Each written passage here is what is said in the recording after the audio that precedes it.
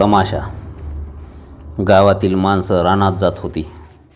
सकाळचं वातावरण मनाला आल्हाद देत होतं. सूर्य हळूहळू सरकत होता. बापू झोपेतून उठून दारापुढील दगडावर बसून विचार करीत होता. काय करायचा हा एकच प्रश्न आज कित्येक दिवस त्याच्यापुढे थैमान घालीत होता. बापू तरुण होता तसा देखणाही होता आणि स्वभावानं तो रंगेल होता. तो घरच्या गुलहोशी वातावरणात वाढला होता. त्याचा आजोबा तमासगीर होता. बापही तमासगीर म्हणून त्या खोऱ्यात नाव करून गेला होता आणि ती 2 पिढ्याची तमासगीर परंपरा बापूजवळ येऊन खंडित झाली होती. आज्यानं वडिलांना घरात भरपूर गाणं ठेवलं होतं. एक ढोलकं होतं, तुणतुणही होती. पण बापू तमाशाचा फड उभा करू शकत नव्हता आणि तेच एक शल्य त्याच्या उरात चलत होतं. बाकी तसं पाहिलं तर तो सुखी होता. थोडीशी शेती होती, घर होतं. तरुण आणि देखणी बायको गोजाबाई त्याला साथ देत होती. त्यांच्या संसारात कसलीच उणीव नव्हती. पण बापूच्या जीवनात एकच उणीव होती आणि ती म्हणजे तमाशा. आपणही तमाशा करावा. हा रोज उठून लोकांचा रोजगार करून आपणाला चांगले दिवस येणार नाहीत. त्यासाठी जर आपणाला तमाशाचा फड उभा केला तर भरपूर पैसा मिळेल आणि नाव होईल. 2 पिढ्यांची तमासगीर ही बिरुदावली आपण वागवत आहोत हे पाहून लोक संतुष्ट होतील. म्हणून बापूराव म्हणून हाक मारतील. पण कधीतरी आपला तमाशा पाहतील तेव्हा पण आपला तमाशा कसाने कधी उभा राहणार. तमाशा म्हटलं की खर्च आला. आपली गुणी माणसं पाहिजेत, साज सरजाम पाहिजे, सनग पाहिजेत आणि महत्त्वाचं म्हणजे एक तरणीबाणनी देखणी नाचणारी बाई हवी. ती नखरेदार असली पाहिजे. तिनं डोळा मारला की पुढी बसलेला गडी लोण्यासारखा वितळलाच पाहिजे. तर त्या तमाशात राम तरच 4 पैशाची प्राप्ती होईल. पण मग बाई मिळणार कशी? ती मिळेलही पण पैसात कोण देणार? ही विचारांची भुनभुन बापूच्या डोक्याला ताप देत होती. बापू रोज संध्याकाळी रानातून आला की भाकरी खात होता. मग त्याची आळीतील मित्रमंडळी जमत होती. मग ढोलकं तुणतुणं सुरात लावलं जात होतं. विड्या पेटत फिरत होत्या. कोणतर गांजाची चिलीम तयार करत होता. त्यामुळे टकुरी तरकटत होते आणि त्या झिटीत बापू लावणी सुरू करीत होता. त्याचा तो कसदार आवाज रात्रीला भिरीत साऱ्यात निनादत होता. बैठक रंगात येत होती. मग गिन्नी वर्गणी करून चहाचा बंदोबस्त केला जात होता. घरात गोजाबाई आवराआवर करून गाणं ऐकत बसली होती. ती चटकन चहा करून सर्वांना देत होती.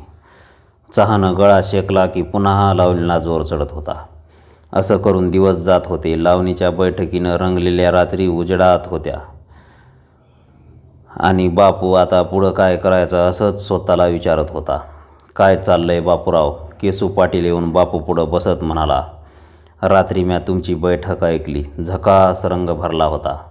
अरे आम्ही पाटील, आमच्या घरात दानं आहे ती तर तुमच्या घरात गाणं आहे. अरे गाणं आणि दानं सारख्याच मोलानं ऐकतात. तुझ्या घरात गाण्याचं पेव भरलं असून तू असा डोळा झाकून का बसलायस? तमाशा कर. आबा ते तोंडचं काम नाही. बापू निर्विकार चेहरा करून म्हणाला. तुमचं दानं मळून खाता येतात पण माझ्या गाण्याला दळायचं जातं माझ्याजवळ नाही म्हणजे कसं? केसू पाटलानं प्रश्न केला आणि बापू म्हणाला. गाणं खाऊन जगायचं म्हणजे त्यासाठी तमाशाचा फड असावा लागतो. माणसंनी सनग लागत्यातनी तेवढी माझी ऐपत नाही. शिवाय नाचणारी बाय पाहिजे. ए गड्या, त्या बायची भानगड तुझी तू बघ. आमच्या शेतात दाणं पिकत्यात पर बायका उगवत नाही ती. आम्ही गावकरी वर्गणी करून तुझी अडचण दूर करू. तू तमाशा करायची तयारी कर आणि आजच दुपारी घराकडे ये. तवर मी आमच्या आळीचा विचार काढतो. केसू पाटील उठून गेला पण त्यानं जाता जाता बापूच्या निरास मनाला एक नवा दिलासा दिला. त्यात एक नवी आशा फुलवली. एक नवीन मार्ग दाखवला. जर गाव मदत करील तर मी नक्कीच तमाशाचा फड उभा करून साऱ्या खोऱ्यात सर्व तमासगीर हाकून लावीन अशी जिद्द त्याच्या मनात जागी झाली. बापूचं मन भरकन भविष्यकाळात भराऱ्या मारू लागलं. तो धुंद झाला. एक सुंदर तरुणी त्याच्यापुढं तळपू लागली. तिला पायातील निपुरांचा झंझणाट त्याच्या कानात निनादू लागला. तिच्या उन्मादक हालचालीनं बापू भान हरपला. त्याच्या हातातील हलगीचं कडा पाडू लागला. त्याला पुढे बसलेले हजारो लोक दिसू लागले. ते सर्व तल्लीन होऊन बापूच्या तमाशा पाहत होते आणि ती सुंदर तरुणी बापूसह सर्व प्रेक्षकावर नजरेनं जादू पेरीत होती. बापू आपलाच तमाशा आपण पाहत बसला होता. आपल्या गावी तमाशाचं स्वरूप मनातल्या मनात पाहत होता. च्या तयार हाय गोजानं हाक मारली तसा बापूच्या डोळ्यापुढं सुरू असलेला त्याचा तमाशा मोडला. तो हर्षभरीत होऊन घरात गेला आणि पितळीत चहा घेऊन पिऊन बाहेर येऊन दुपारची वाट पाहत बसला. दुपारीच बापू पाटलाच्या वाड्यात गेला तेव्हा बापू पाटील त्याचीच वाट पाहत होता. तो गंभीर चेहरा करून म्हणाला, बापू आमचं बोलणं झालं. तुला तमाशासाठी लागणारा सारा खर्च गाव कराया तयार आहे. तू कामाला लाग, माणसं जमव. तुला कसली बाय पाहिजे ती बघ. गाव तुला दानं देणार, पैसा देणार, मीठ मिरची पुरवणार आणि त्या बदल्यात तू वर्षातून गावच्या जत्रे दिवशी गावच्या देवापुढं हजेरी लावायची. हे कबूल आहे का? हे मला एकदम कबूल आहे. बापू दोन्ही कान धरून म्हणाला, माझा गाव, माझा देव आणि मी गावचा. मी त्या दिवशी कुठं बी असलो तरी मी गावावर येऊन 2 दिवस गावाची चाकरी करीन. बस मग ठरलं. पाटील घरात जाऊन 500 रुपये घेऊन बाहेर आला. ते बापूला देऊन म्हणाला, जा तयारी कर, बसू नग. आधी ती बाई बघ. 500 रुपये हाती येताच बापूला गगनगिट्ट झालं. त्यानं पाटलाला राम ठोकून त्याच घडीला तो सुंदर बाईच्या शोधाला बाहेर पडला. जातेवेळी तो गोजाबाईला म्हणाला, गावानं मनावर घेतलंय. आता मी तमाशा करणार आणि त्यासाठी बाई बघायला जातोय. तू माझी वाट बघू नग. गोजा काहीच बोलली नाही. बापूनं 2 दिवस मोठी धावपळ केली. 4 गाव पालती घातली. दोऱ्यानं दोरा जोडून नाचणारी बाई कोणत्या गावात आहे याची माहिती काढली, पण मनासारखी बाई काही त्याला सापडली नाही. तो निराश होऊन एका सांजला एका गावात वस्तीला गेला. गावंदरीलाच त्याला एक म्हातारा भेटला आणि सहज बोलणं निघालंच. तो म्हातारा म्हणाला, राव मग काय गडबडताय? फसकलास पोरगे आहे आमच्या गावात, या. आणि त्या म्हाताऱ्यानं बापूला दुरूनच एक घर दाखवलं. बापूची आशा दुणावली. ते घर कुडा मेंढीचं होतं. त्याच्यावर पालाचं केंदूळ घातलं होतं. फाटक्या कुडातून वारा घरात शिरून दिवा विजवीत होता. एक म्हातारी चुलीपुढे बसून भाकरी करीत होती आणि तिची लेक कांदा कापीत होती. ती मुलगी तरुण होती. 20 वर्षाचं तिचं वय असेल. ती नाकी तोंडी तरतरीत होती. ती मळकीच धडूत पण टिपशीर नेसली होती. तिचा रंग गोरा होता. चेहऱ्याची ठेवण रेखीव होती. तिचे डोळे पाणीदार नि टपोरे होते. तिची छाती रुंद नि भार होती आणि देह निरोगिनी नि सतेज होता. बापू घरात येताच ती तरुणी हसत पदर सावरून सरळ बसली. कोण कुठलं नि काय येणं केलं हे बोलणं होऊन बापूनं मुळाला हात घातला आणि तरुणी त्याला एका दमात पसंत पडली. म्हणाला, मी येळगावचा बापू. मी तमाशा करायचा विचार केलाय तवा मी तयार आहे. ती तरुणी म्हणाली, माझं नाव नवताबाईनी ही माझी आई. तवा ठरव कर आणि सकाळी निघूया. एकदम काम पटलं. याचा बापूला आनंद झाला. आपलं नशीब बऱ्यावर आहे असं त्याला वाटलं. म्हणाला, नाचाची गाण्याची माहिती आहे का? पाहुणं माझ्या नवताचा गळा कोयळागत आहे. ती म्हातारी बापूकडं वळून म्हणाली, आणि नाच म्हणाल तर तिचा कधीच नाचणारी बाई हात धरणार नाही आणि तिचं रूपडं तर तुम्ही बघताय. काय एक लावणी म्हणू? नवतानं हसत विचारलं आणि लगेच लावणी सुरू केली. तिचा ताल काल निकंठ यानं बापू दिपून गेला. बाई गुणी आहे, देखणी आहे आणि तरुणी आहे याबद्दल त्याची खात्री झाली. तवर म्हातारीनं चहाला पाणी ठेवलं.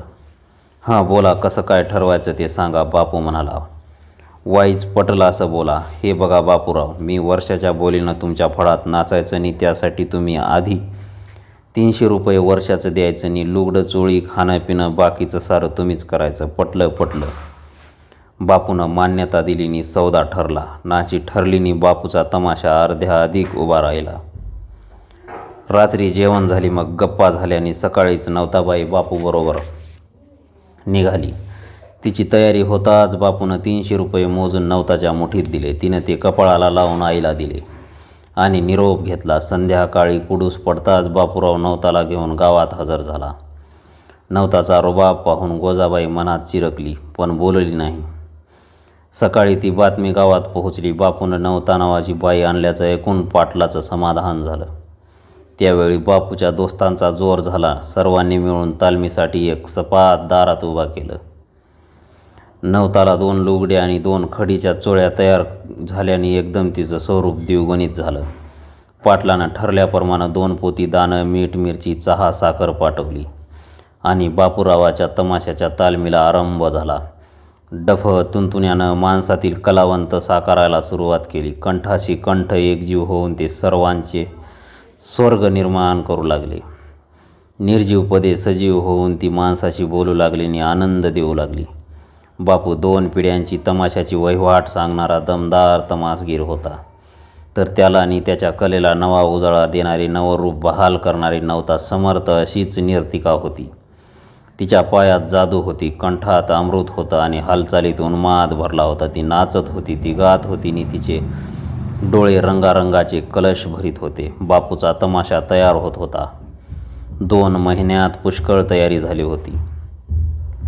नवता बापूला थोर कलावंत मानित होती. तो सांगेल ती सूचना अंमलात आणत होती. तिचा अहंकार नव्हता, पण ती तरुण होती. तिच्या देहाचा कणानकण आता फुलत होता, डोलत होता. ती बापूबरोबर सावलीसारखी वावरत होती आणि ते पाहून गोजाबाई झुरत होती.